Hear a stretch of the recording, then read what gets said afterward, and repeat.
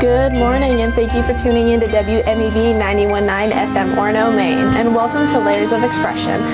Today, my guest is local director David Rice. Hi, David. How are you? I'm doing okay. How are you? I'm good. Thanks for asking. Thanks for joining me today. Absolutely. Let's start with a little introduction. Tell me a little bit about yourself and maybe, kind of like what you do in this local area.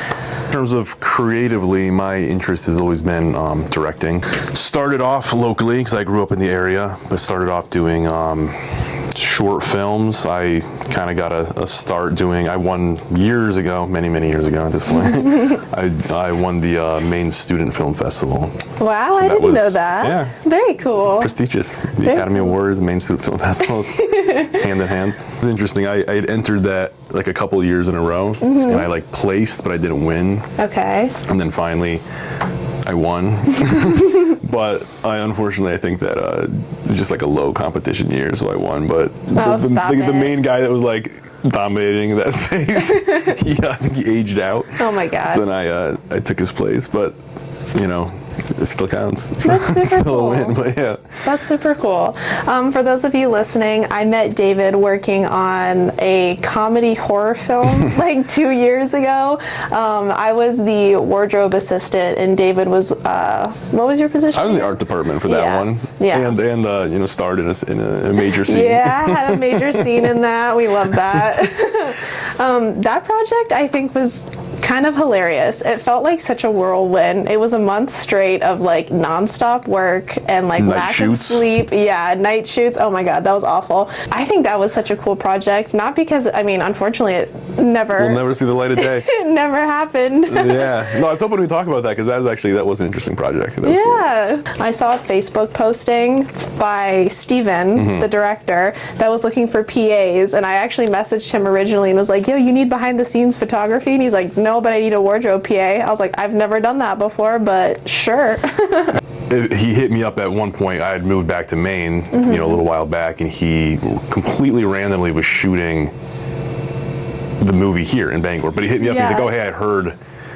He's like, basically, Robert told me you were living in Maine. I'm shooting a movie in Bangor. Do you know where that is? I was like, yeah, that's where I'm at. It was a cool project. I'm disappointed. The backstory in terms of what happened is apparently, I don't really know the specifics, but I think they messed up the editing or something. I've heard various things. What I think may have happened is that they may have gotten whoever, the producers, the writers, they may have gotten a bigger budget and they wanted to do on a bigger scale. But I'd heard different things that there was a problem with the footage. The footage was lost, so they had to reshoot it. I don't really know exactly what happened. That seems kind of unlikely to me. There's a month's processes worth of work. Yeah, I don't know who messed that up if that was true, but no, that's insane. And I don't know. I'm so weird about being on camera unless I plan every aspect of being. You can relate to that on camera.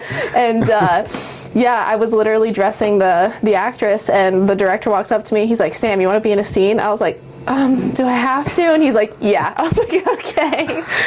It's cool. It's not talking scenes or anything, but I am clear as day. You can see my face, and I'm like, oh man. But I did call my mom and told her about it because, Chinese theater is big. Talking about your project, tell me a little bit about, remind me the name of the film. Fallen Drive, I think is what you're talking about. Yeah, yes. Tell me about that. Fallen Drive was a project I co-wrote and directed with my cousin.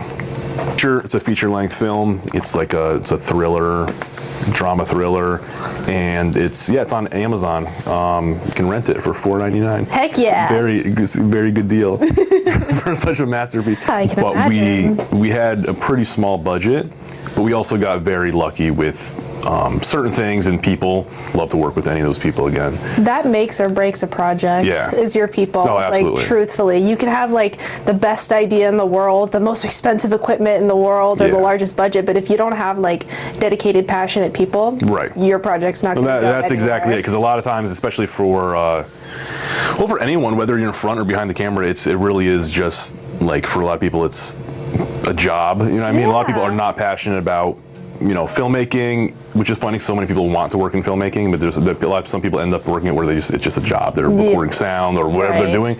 But having people that really actually are invested in the project is night or day. You haven't even seen it. How dare you? I know. Worst friend ever. $4.99. That's it. Watch, I'll buy it tonight. I swear. On our friendship, I will. Okay.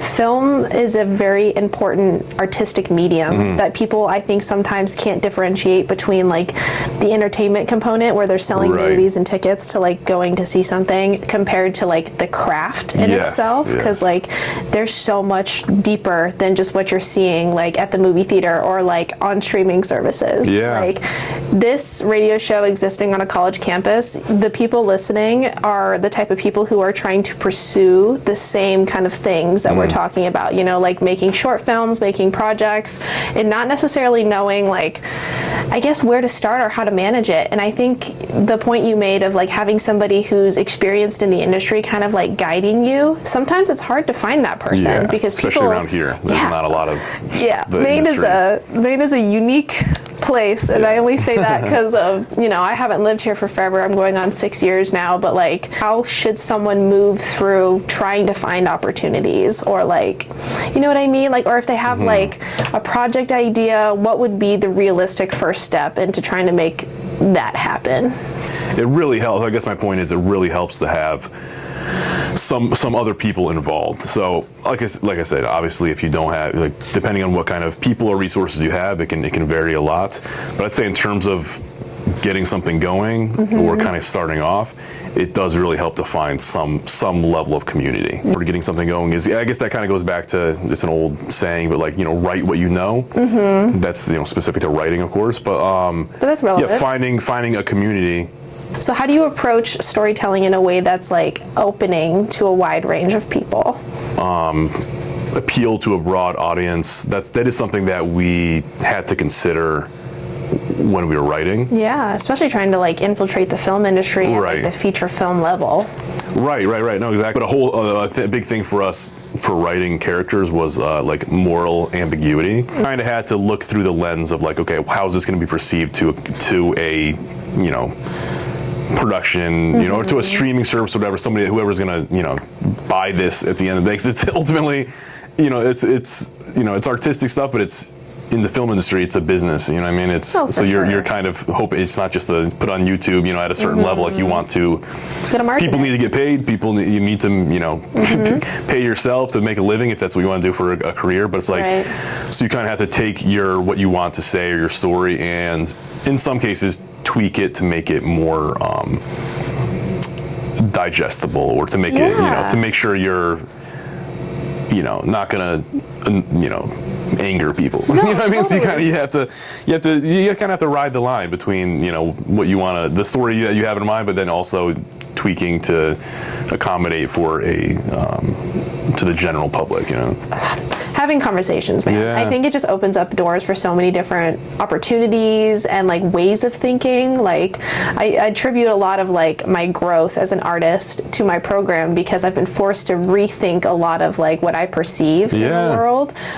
For me specifically, like I came into this program as a photographer. I didn't even consider myself an artist. I was like, no, I like my camera. I'm good behind my camera. That's all I'm going to do. I'm coming to grad school to hone my skills and be able to like articulate why I do what I do with my camera. Right. But my first project, David, flunked so bad. Oh my God. The critiques I got, because a major component of this program is like presenting your work in a formal gallery like presentation, and then your classmates, it's terrifying, critique you, and you're not, as an artist, literally, okay, here's how it's structured. You show your work and however you want it finalized, and then in your class, everyone gets to comment on your work, critique your work, and ask you questions, but you are not allowed to respond until 20 minutes after. So you basically just get like, if it's a failure, an onslaught of criticisms, and you just sit there and go, okay, what am I doing here? Why am I here right now? I don't think I do very well. I don't do very well in that. That's tough. You have to design it in a way that can be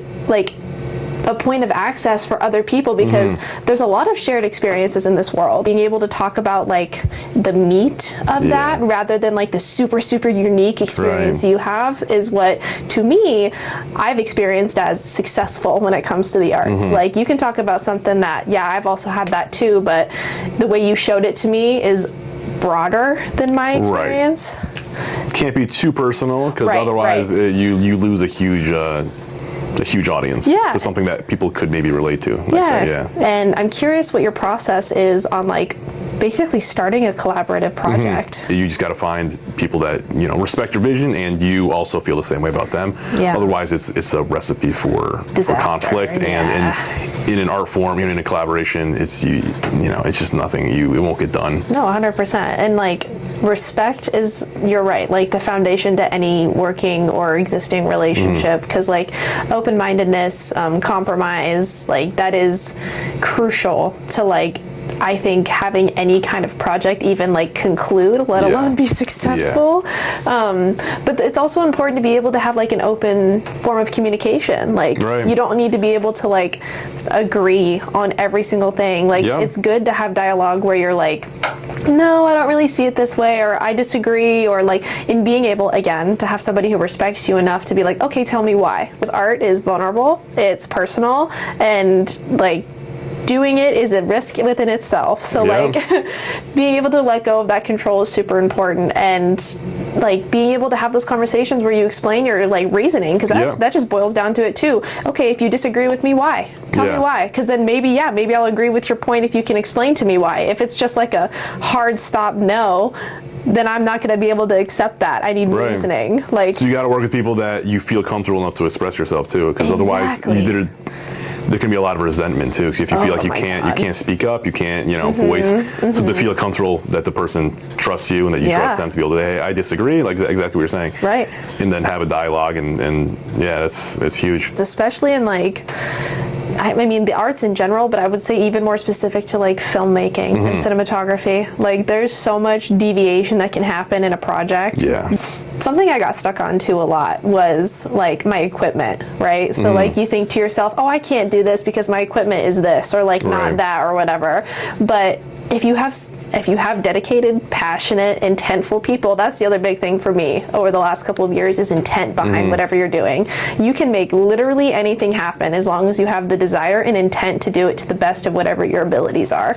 Like, that's a great point, and that's actually kind of goes back to my project too. That's something my cousin had gone over before we shot, was this needs to happen, we'll do it even if we have to shoot it like on an iPhone in like our apartment. Because otherwise, exactly, you can get hung up on, oh, well, I don't have the best camera. I'm not the best writer. I don't really have anyone to, and it's especially around here, like we talked about, it'd be too easy to just be like, well, I'll just, I'll do some other. It's not going to happen. I mean, it does explain why people will like move to like the hubs, right? Like New York, LA, places like that. Even Denver, like Boston, those places are like, becoming hubs as well. But for me personally, coming from living in Colorado and like adjacent to one of those hubs, I don't really think location is the most important thing. I think it influences potentially like your drive or your access to like resources. But I think if you're truthfully dedicated and you have like this just drive and this want to like do a project, whatever it may be, you will make it happen. You will find the resources. Because you can also be in a hub where there's tons of opportunity, but if you don't have the drive, you just end up not doing anything with it. But if you have the equal drive in a place where there's less, you can still get something done. You can get a lot done. Like, but it doesn't. The location doesn't, or your area isn't going to dictate it. It's not. Nobody's going to come to you and make you do what needs to get done. In terms of a project, like you have to be able to do it no matter where you are. Exactly. I mean, you lived in LA for a while. Yeah, and you got like almost 5 years total. You got to work at Paramount Studios, which is super sick. No, but everything that I'd done before I moved to LA wasn't me. I really had pretty much nothing. Like I started shooting stuff on like I think the earliest thing I got was like this over-the-shoulder like VHS camera that I picked up at like a yard sale. Love that. And I shot stuff with it when I was young. And then I slowly but surely, upgrade. I remember even as far as when I was doing UTC, I had pretty much nothing. I remember they'd let me take some of their equipment home for like projects I was working on. That's like when I won the main student film festival, which was a big deal at the time because that was kind of that was super encouraging to recognize that like, in a broader sense, you know, I'm recognized for what I produce here. In terms of writing, I initially wasn't interested in writing. I wanted to act, but in order to do that, I needed to have something to shoot and to. Right. So I would write stuff, and it led somewhere ultimately. So yeah, it wasn't. I didn't grow up in LA like with you know, right next to Paramount. You know what I mean? Like, I was around here with nothing, and that's how you start. You're not going to shoot I couldn't have shot Fall and Drive when I was a teenager with no resources, but like it leads somewhere if you can actually just use what you have and keep after it. What would you define, or what would be your defining moment, that solidified your passion for filmmaking and like exploring this art form? I know you talked about winning, that student film festival, but would you say that was the start? Because I mean, that feels like validation in what your interest is, but not necessarily like the start of the spark.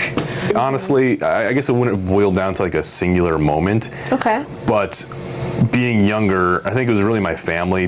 My parents were, like, everyone in my family was pretty creative, but they were very encouraging of creativity. I think I would shoot like short films, like funny sketch, like very cringy looking back. But my family reacting to those, I think, is what really was, I guess, kind of a defining moment. It was because ultimately that's what filmmaking is, and that's what drives me, is getting a reaction from people. You know what I mean? If you're that's what it comes down to, is affecting people. But having my my siblings or my parents like watch what I'd made and like react to it, I think that was probably the key, like the thing that put into my brain of like, oh yeah, I really like this. Like this is something I enjoy. And I think that's pretty much all art forms, is 100%. Affecting other people. Like you're taking something from your mind and turning it into something, and then having people be like, oh, that's beautiful, or that's interesting, or that's whatever the form may be. So for me, the first time I got to experience people reacting to my mind, so to speak, was my family, my siblings and my parents. Yeah, but even if it's not family, but like found family or friends, having a support network is a major part of like pursuing passions or exploring new things, especially because I mean, I can relate to that a lot. Like when I was a kid, like my foundation of mediums and experiences in writing, like I've always been a writer since I was a kid. I have notebooks filled with like random little short stories, again cringy as an adult reading through it, being like, oh my god, what was my little brain thinking? But like you have to start somewhere. It's good to see where you came from, honestly. So you had like your family you'd share your poetry and like short stories. I'd either read it to them, act it out for them, or I would like have my family members take on characters and like basically like script reading and stuff like that. Imagine what would happen if you tried to share it with your family and they're like, oh, this is cringy. Like, you would have done nothing. You would have squelched it. I think the same for me. If my family was like, oh, like this is kind of cringy. Like, this is stupid. I don't want to see that.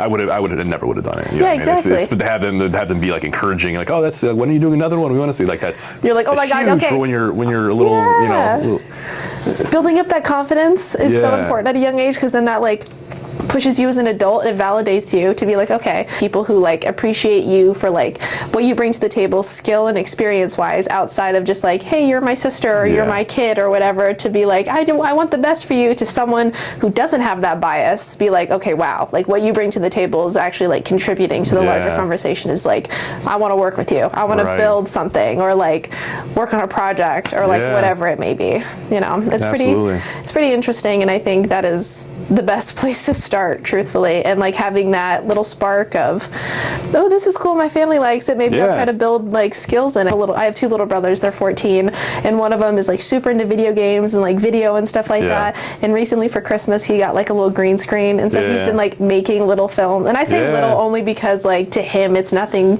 too big, but to me I'm like, keep going, like don't stop doing that. To you, I know you're just making it to put it on YouTube or just to play around, but like don't stop. That's where it starts. Absolutely. My family all claim that I'm like the only artistic one, but I see it like slowly sparking in my little brother, mind you. But I'm the one in art school. I practice art and all that kind of stuff.